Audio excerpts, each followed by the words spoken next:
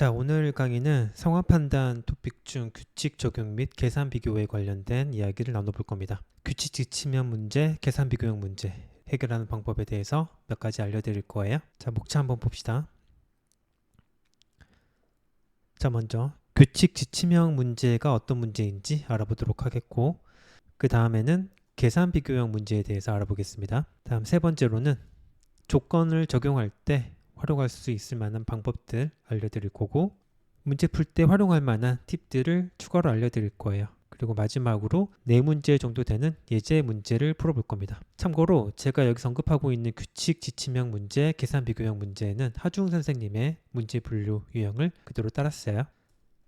자, 그럼 규칙 지침형 문제부터 봅시다. 어떤 문제를 규칙 지침형이라 하고 어떤 특징이 있고 어떻게 풀어나갈 수 있는지 간략하게 한번 살펴볼 거예요. 자, 규칙 지침형 문제란 규칙 또는 지침의 형태로 조건이 제시되는 문제를 가리킵니다. 문제에 제시되는 규칙 또는 지침의 형태가 굉장히 다양하기 때문에 이러한 유형에 해당하는 문제를 보다 더 구체적으로 유형하기는 좀 어려워요. 문제에서 무언가 꼭 따라야 되는 규칙이나 지침이나 이런 것들이 제시됐다면 규칙 지침형 문제로 분류하게 됩니다. 자, 이러한 문제를 풀 때는 제시된 규칙이나 지침이 정확히 무엇인지 이해하는 것이 반드시 필요하겠죠. 이러한 문제를 좀 어렵게 느끼시는 분들도 있겠지만 사실 조건만 잘 적용하면 의외로 쉽게 해결되는 문제거든요. 이따 우리 예제 통해서 한번 살펴보도록 하겠습니다. 자, 그 다음 계산 비교형 문제 알아볼게요. 자, 계산 비교형 문제란 조건을 이용한 계산 또는 비교를 요구하는 문제예요. 앞서 살펴본 규칙 지침형 문제와 좀 차이가 있다면 규칙 지침형 문제의 경우는 그렇게 많은 계산을 요구하진 않거든요. 반면에 계산 비교형 문제에서는 어느 정도 계산을 거쳐야만 문제를 풀 수 있는 그런 문제를 우리가 계산 비교형 문제라고 이야기할 수 있어요. 계산을 해야 한다는 점에서는 다소 어려운 유형일 수 있죠. 그러나 계산 난이도가 그렇게 높지는 않기 때문에 계산값을 찾는 과정 그 자체를 어렵게 만드는 문제들도 있으니 이 점 참고하시고 문제 풀어보시면 좋겠습니다. 자, 그럼 이처럼 규칙 지침형 문제, 계산 비교형 문제 공통적으로 뭔가 문제에 제시된 조건을 적용해서 풀어나가는 그 과정이 필요한데, 그럼 이러한 조건을 적용할 때 어떤 요령이 있을까 하나씩 정리를 해봅시다. 자, 먼저 알아볼 거는 전제 조건이에요. 전제 조건이라는 거는 바로 문제를 풀어나감에 있어서 반드시 만족해야 하는 사항들, 전제 조건이라고 할 수 있는데, 문제 푸시면서 이러한 전제 조건이 제시되어 있나 이걸 꼭 확인을 하세요. 이걸 확인하는 이유는 만약 전제 조건을 만족하지 않은 항목이 있다면 그 항목부터 먼저 제거할 수 있기 때문에 그렇습니다. 여러 개의 항목 중에 이거는 아예 해당 사항이 없어, 그래서 얘는 제거할 수 있다면 문제 푸는 시간을 좀 더 단축시킬 수 있기 때문에 그래요. 그럼 이런 전제 조건은 어떤 식으로 주어지느냐? 조건 한 꼭지로 제시되는 경우도 있지만 각주나 괄호, 조건의 첫 번째 문장 이런 것들로 제시되는 경우는 우리가 놓치기 쉽거든요. 그러니까 각주, 괄호, 첫 번째 문장 이런 것들을 좀 조심해 주시면 좋겠어요.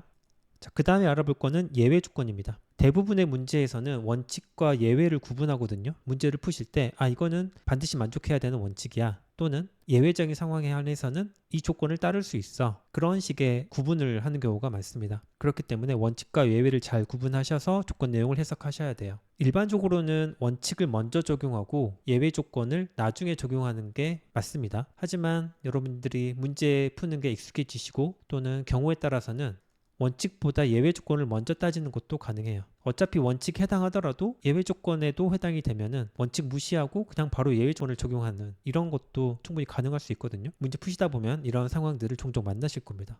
그리고 예외 조건은 그 예외 조건 하나만 적용되어 있는 경우도 있지만 때로는 예외에 다시 예외를 두는 경우도 있거든요. 그렇다면은 두 번 꼬아서 생각을 해야 돼요. 이게 원칙에 해당하는 건지 예외에 해당하는 건지 아니면 예외에 다시 예외에 해당하는지 이런 것들을 잘 구분하셔야 됩니다. 출제자들은 그런 부분에서 함정을 많이 만들어 놓으니까 그런 부분에 넘어가지 않도록 조심하는 게 필요하겠죠. 자, 그 다음엔 조건 적용 순서에 대해서 알아보도록 할게요. 규칙 지침형이든 계산 비교형이든 제시된 조건들을 순서대로 꼭 지켜야 되는지 아니면 순서를 고려하지 않고 문제를 풀어도 되는지 그런 것들을 꼭 따지셔야 됩니다. 즉 조건 적용 순서를 지켜야 하는지 여부를 먼저 확인해 보세요. 이렇게 확인했는데 만약 순서를 지키는 게 중요하다, 순서가 굉장히 중요한 문제다 라고 한다면 반드시 이를 지켜야 돼요. 순서를 지켜야 문제가 풀리는 상황인데 순서 따지지 않고 또 적용을 한다, 그럼 다시 또 함정에 걸릴 가능성이 높거든요. 그러니까 순서대로 조건을 적용해야 되는 상황이라면 그러니까 문제에서 시키는 대로 따라가는 게 좋습니다. 반면 문제에 따라서는 순서를 바꿔도 되는 경우도 있거든요. 만약에 그런 경우에 해당한다 그러면 좀 더 쉬운 조건부터 먼저 적용하는 것이 좋을 겁니다. 계산을 거쳐야 되는 조건이 있다면은 이 조건 말고 계산 없이 그냥 눈으로 바로 확인할 수 있는 그런 조건은 없나? 만약에 있다면 계산을 하는 것보다는 계산 없이 확인만 하는 그런 조건을 먼저 보는 게 좀 더 유리하겠죠. 자, 그 다음에는 기본 단위에 대해서 말씀을 드릴게요. 문제 푸시다 보면 표나 제시된 조건 안에 여러 가지 단위들이 섞여 있는 경우가 있을 거예요. 그런 경우에는 여러 단위를 왔다 갔다 하다 보면 실수하기도 쉽고 헷갈리기 쉽거든요. 예를 들어서 금액, 무게, 부피 등으로 제시된 기본 단위들이 있을 겁니다. 금액이라면 원, 달러 뭐 이런 것들이 있을 거고, 무게라면 그램, 킬로그램 이런 것들이 있겠죠. 부피라면 밀리리터, 리터 이런 것들이 있을 겁니다. 단위들이 하나만 제시되지 않고 혼합되어 있는 경우가 있어요. 금의 경우는 1,000원, 100만 원, 뭐 10억 이런 단위들이 섞일 수 있을 거고, 무게도 마찬가지고 부피도 마찬가지고. 자, 문제 이렇게 단위가 여러 가지가 한꺼번에 제시가 되어 있다면 하나로 단위를 통일시켜 주는 것이 좋습니다. 단위를 통일시키려면 하나의 단위를 다른 단위로 나타낼 때 몇 배가 되나, 10배가 되나, 100배가 되나, 뭐 1000배가 되나 그런 것을 토대로 바꿀 수가 있겠죠. 단위를 하나로 통일하게 되면 그때부터 이제 단위 신경 쓰지 않고 단순한 수식 계산으로 넘어갈 수 있으니 꼭 이렇게 단위가 섞여 있다. 그럼 단위를 하나로 통일하는 그 과정을 거쳐보시면 좋겠습니다. 숫자가 좀 복잡하게 제시되어 있다면 이유 숫자 등을 활용해서 간단하게 만들어주는 것이 좋습니다. 이 이유 숫자는 우리가 자료 해석 문제에서 자주 다뤘었죠. 100만 단위 이상의 숫자를 한꺼번에 우리가 다루기는 어려우니까 적당히 끊어서 앞에 2자리 또는 3자리까지 남겨놓고 문제를 푸는 그런 식의 이유 숫자 활용법 잘 기억해서 문제 푸실 때 활용해 보세요. 자, 그 다음에는 추가로 필기하는 요령에 대해서 간략하게 좀 짚고 넘어가 볼까 해요. 자, 문제 푸실 때 필기를 어떻게 할 수 있을까? 어떻게 해야 할까? 이것도 굉장히 중요한 부분 중에 하나거든요. 필기량에 따라 문제 푸는 시간이 또 많이 좌우가 되니까요. 그럼 어떤 식으로 필기하는 것이 좋을까? 우선적으로 말씀드릴 수 있는 거는 가능하면 중요한 정보만을 찾아 간단하게 필기하며 푸는 게 가장 좋습니다. 필기하는 것 자체가 이미 시간을 소모하는 일이기 때문에 가능하면 최대한 필기를 줄여가면서 문제를 정확하게 풀 수 있다면 그게 가장 이상적이겠죠. 그럼 어떤 것들이 중요한 정보일까?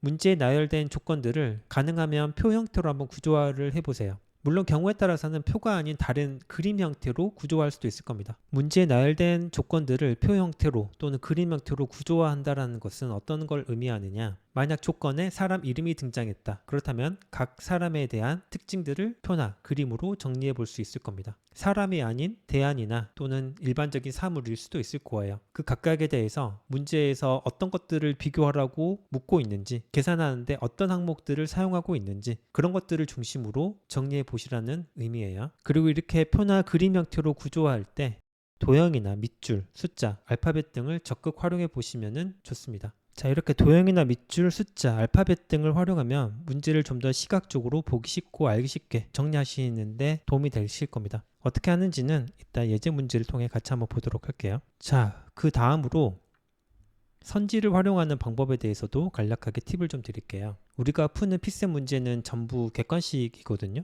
선택형 문제죠. 주어진 선지나 보기 중에 옳은 것 또는 옳지 않은 것 이런 것만 골라내는 문제이다 보니까 문제에서 제시하고 있는 선지 또는 보기 형태로 주어지고 있는 것들에서 굉장히 많은 힌트를 얻을 수가 있어요. 그러니 처음부터 끝까지 문제를 정확하게 풀려고 하는 것보다 때로는 제시된 보기나 선지의 내용에서 최대한 활용할 수 있는 힌트를 이용해 보는 것도 문제 푸는데 굉장히 큰 도움이 됩니다. 자, 그럼 어떻게 이용할 수 있을까?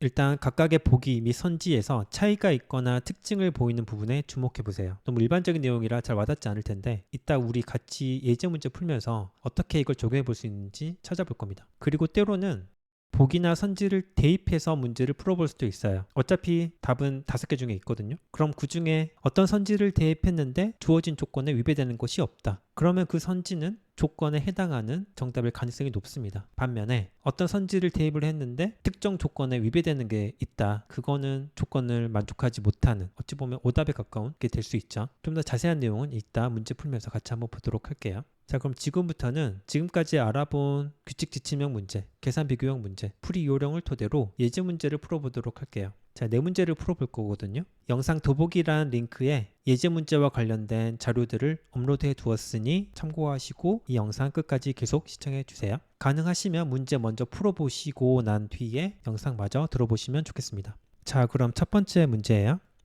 자, 2022년도 5급 공채 성화 판단 나책형 12번 문제입니다. 가능하시면 문제 먼저 풀어보시고 해설 들어보세요. 자, 다 풀어보셨으면은 손필기 같이 보면서 문제 풀어보도록 하겠습니다.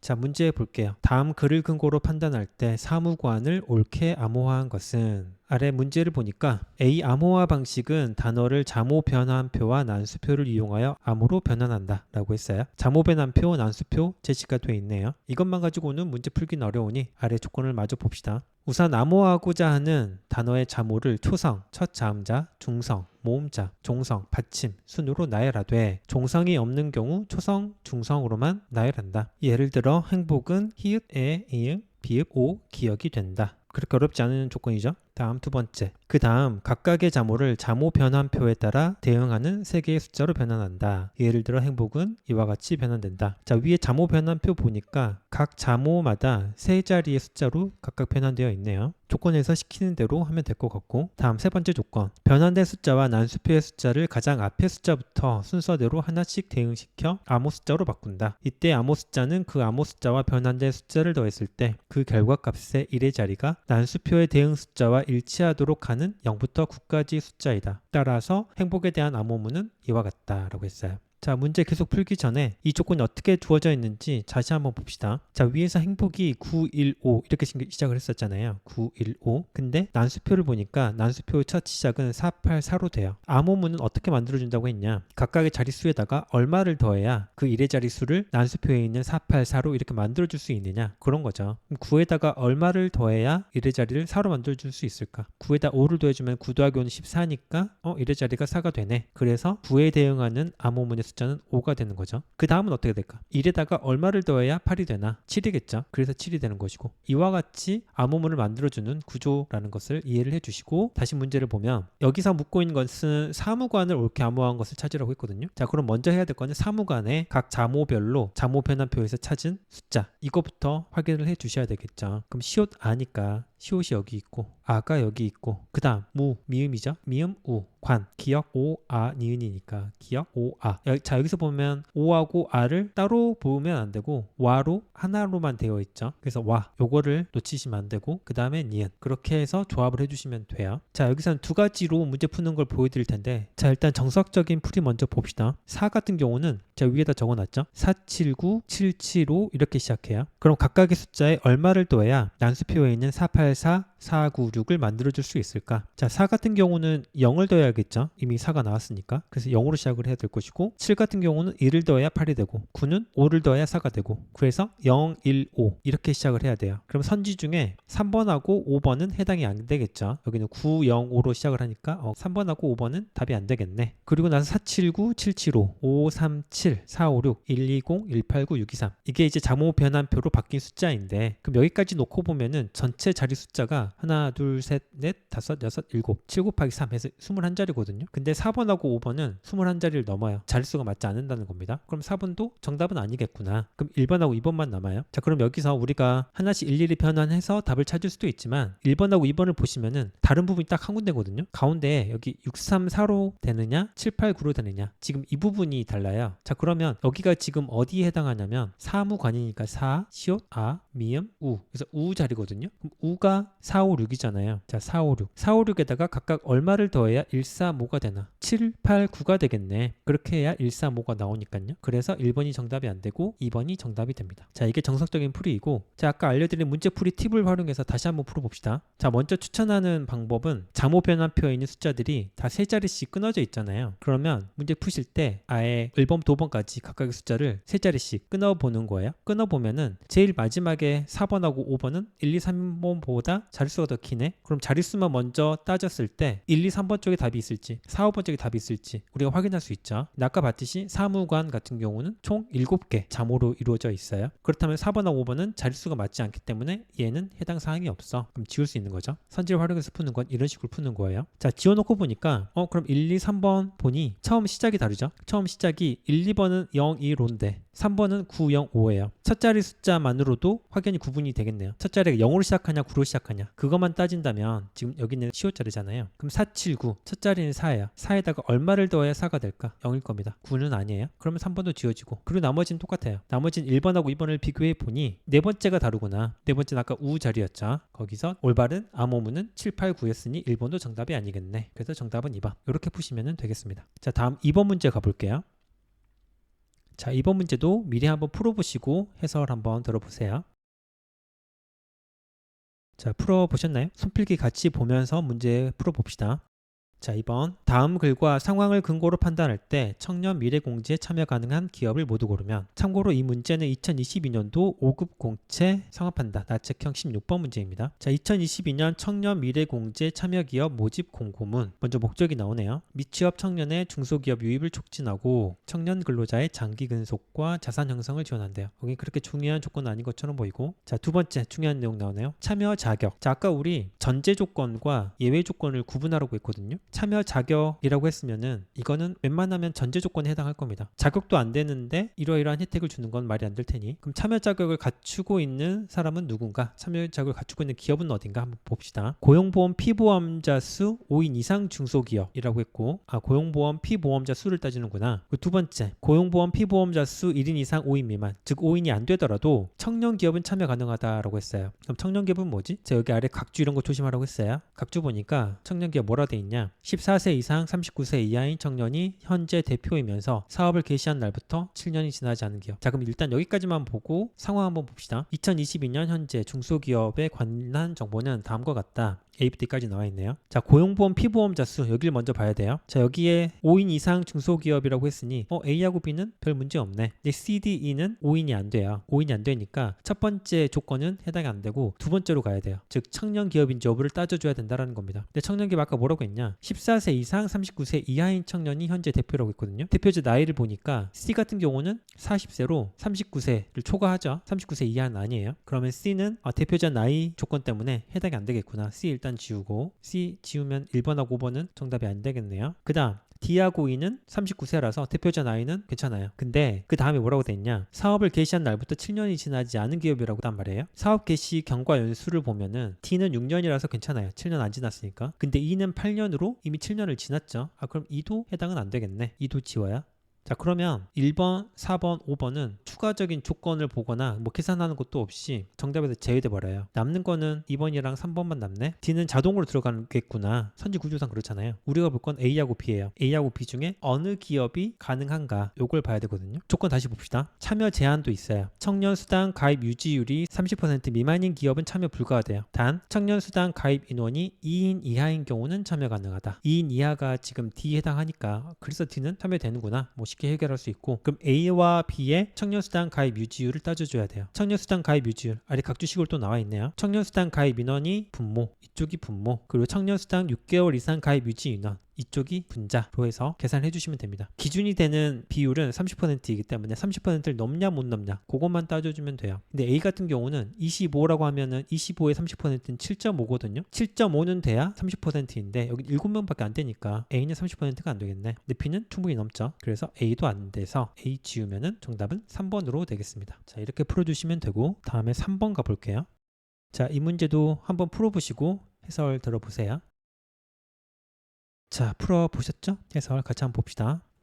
자, 이 문제는 2022년도 5급 공채 성합판단 나책형 28번 문제예요. 다음 글을 근거로 판단할 때 상황의 기억과 니은을 옳게 짝지은 것은 이라고 했네요. 자, 이 문제 같은 경우는 단위가 많이 나오거든요. 좀 생소한 단위일 수도 있는데, 생소하더라도 그냥 문제에 나와 있는 단위 그대로 수용하시면 되고, 여기서는 시간 단위로 여러 가지 것들이 좀 섞여 있는데 이런 것들을 하나로 통일해서 문제를 풀어주시면 됩니다. 글을 읽어볼게요. 수액을 주입할 때 사용하는 단위 GTT는 방울이라는 뜻의 라틴어 구타에서 유래한 것으로 수액 용기에서 떨어지는 수액의 방울수를 나타낸대요. 일반적으로 29타 per 밀리리터가 기준 규격이며, 이는 용기에서 20방울이 떨어졌을 때 수액 1ml가 주입되는 것을 말한대요. 상황 봅시다. 기준 규격에 따라 수액 360ml를 2시간 동안 모두 주입하려면 1초당 기역 9타씩 주입해야 한다 라고 했어요. 자, 여기 보시면 2시간이 나오고 1초가 나오죠. 시간에 관한 단위가 다르게 제시가 돼 있어요. 그럼 이것을 하나로 통일시켜 주는 게 좋은데, 일반적으로는 큰 단위보다 작은 단위로 맞춰주는 게 좋습니다. 왜냐하면 작은 단위를 큰 단위로 만들면 소수점 처리를 해야 되거나 하는 문제가 생길 수 있어서 좀 더 까다롭거든요. 그래서 여기서는 시간을 초로 통일시킬 거예요. 즉 1시간은 60분이고 1분은 60초니까 1시간은 60 곱하기 60, 즉 3600초로 나타낼 수가 있을 겁니다. 근데 2시간이라고 했으니까 거기다 다시 2를 곱해주면 돼요. 첫 번째 상황에서는 기준 규격에 따라 이걸 주입한다고 했거든요. 그리고 기준 규격의 경우는 29타 per ml라고 했고, 그렇다면 이 수액이 총 몇 구타로 이루어져 있는지를 계산을 해줘야 돼요. 그러려면은 기준 규격 29타 per ml에 360ml를 곱해주면 됩니다. 곱해주면 단위 ml가 소거되고 분자는 구타만 남죠. 문제에서 묻고 있는 1초당 얼마씩 주입해야 되는지를 찾으려면 아까 구했던 2 곱하기 60 곱하기 60 이 값으로 나눠주면 될 겁니다. 자, 그러면 분모 분자에서 0 하나씩 지워줄 수 있을 거고 66에 36이니까 여기 지워지고 2도 지워지네요. 그럼 남는 건 1이죠. 1 구타 per 초가 되니까 기억에는 1이 들어가야 됩니다. 즉 2번 또는 3번 중에 답이 있다는 거예요. 자, 두 번째 상황. 기준 규격에 따라 3초당 1구타로 수액을 주입하면 24시간 동안 최대 몇 밀리리터를 주입할 수 있냐. 자, 여기는 좀 까다로울 수 있는데 단위를 잘 따져봅시다. 3초당 1구타라고 했다면 어떤 식으로 표현할 수 있나. 먼저 생각해 볼 수 있는 거는 1구타 per 3초 이렇게 할 수도 있을 거예요. 그럼 이 값은 3분의 1 구타 per 초가 되겠죠.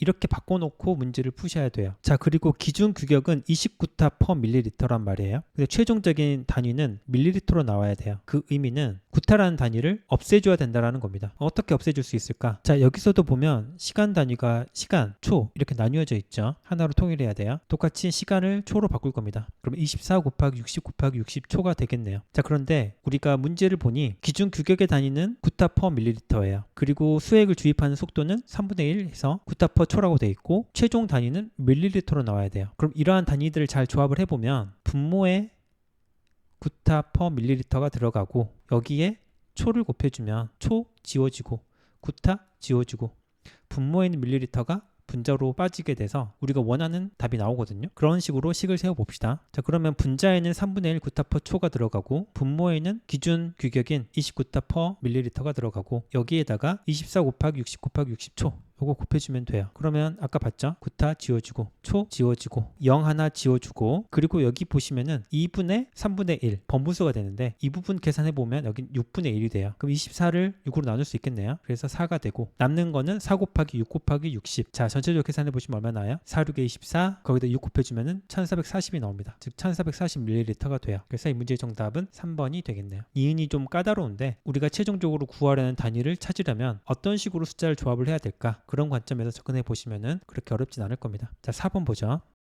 자, 이 문제도 미리 한번 풀어보시고 해설 들어보세요.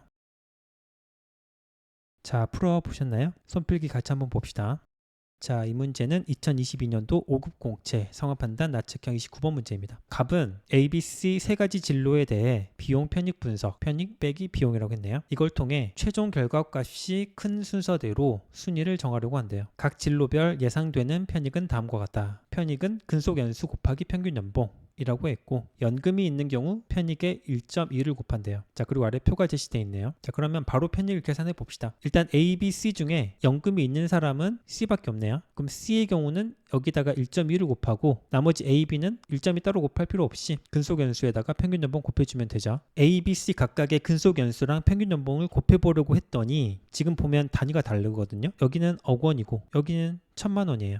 자, 그러면 이 경우는 단위를 어떻게 맞춰주는 게 좋을까? 아까 본 문제에서는 더 작은 단위로 단위를 통일시켜 줬잖아요. 근데 여기서는 단위를 억 원으로 통일할 겁니다. 그 이유가 두 번째에 나오는 비용 문제 때문에 그렇거든요. 일단은 억 원으로 통일한 뒤에 문제를 풀어가 볼게요. 그럼 A 같은 경우는 25 곱하기 1이니까 얘는 25겠네. B는 7천만 원이 0.7억 원과 같으니까 35 곱하기 0.7을 하면 37에 21, 57에 35 해서 24.5가 됩니다. 다음 C. C는 30에다가 5천만 원이 0.5억 원이니까 30 곱하기 0.5 하면 3, 5, 15, 15가 되겠네. 그렇게 보면 안 돼요. 왜냐면 연금이 있는 경우 편익에 1.1을 곱해주라고 했잖아요. 그러니까 그럼 15에다가 1.1을 곱해줘야 된다는 겁니다. 15에 0.2는 3이거든요. 15에다가 3 더해주면 18이겠구나. 자, 이렇게 해서 ABC의 편익을 일단 구해봤어요. 그 다음 비용 봅시다. 각 진로별 예상되는 비용은 다음과 같다. 비용은 준비 연수 곱하기 연간 준비 비용 곱하기 준비 난이도 개수라고 했고 준비 난이도 개수는 상 2.0, 중 1.5, 하 1.0으로 한대요.